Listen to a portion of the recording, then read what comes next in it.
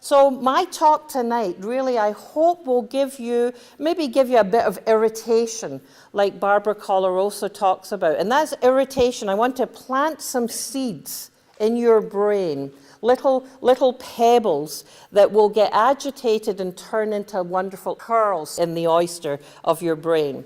So I'm going to give you some things to think about, and then I really want conversations and questions. Why?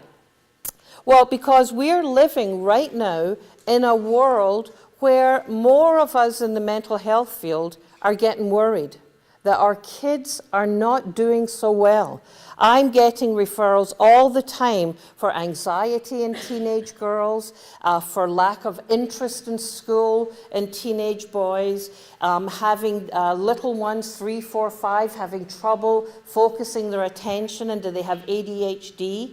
And as a field, we have a sense that, oh man, there's more stuff happening in children's lives. How about you guys? Are you hearing more about things, more friends? And so you're nodding your head. And so what it means is, as a society, we have to sit up and start to pay attention, because we're seeing kids who have less coping skills. The big challenges in life are yet to come for many of our kids, and yet they're having difficulty dealing with some of the bumps along the road. So I want to talk to you about how do we foster healthy emotional development in children, and how do we make sure that when there are bumps along the road, that they're able to deal with it and in fact bounce back to be better able to deal with things. So that's called resilience.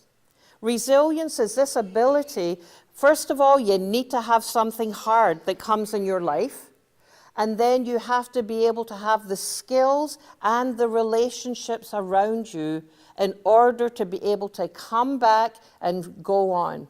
So what are some of the key ingredients that we need for that? Well, I'll tell you, the most important one is you. We know from tons and tons and tons of research that the most positive predictor of good outcome in a child's life is the relationship they have with significant adults. Now, some people will tell you, no, if you've got a good IQ, that helps you. Well, I'm sure some of you know some people with very high IQs who suck the big one. You know, they are just not nice people. They can't cope with things.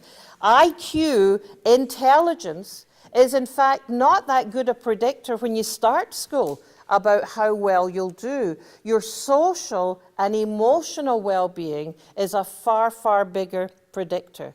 So the relationship that children and young people have with the adults around them is the most important thing.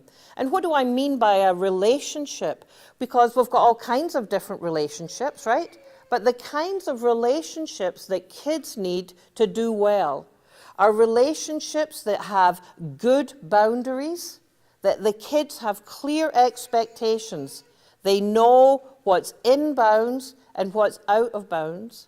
So clear expectations that are high, as well as warmth and nurturing.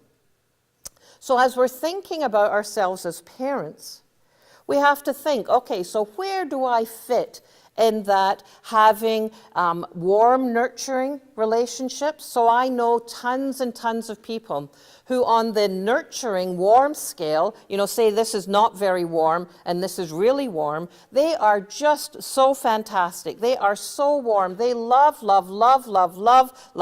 their kids, but they can't follow through on a rule to save their life. Anybody know this?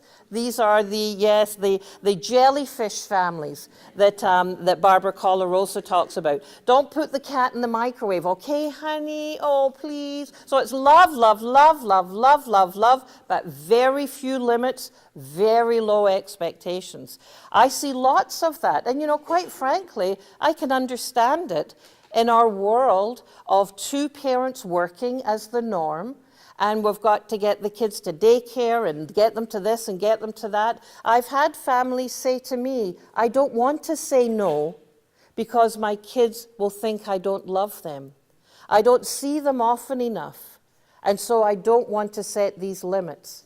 Well, I tell them as a child psychiatrist that not setting limits, having low control with your kids can lead to very significant difficulties, including intense anxiety.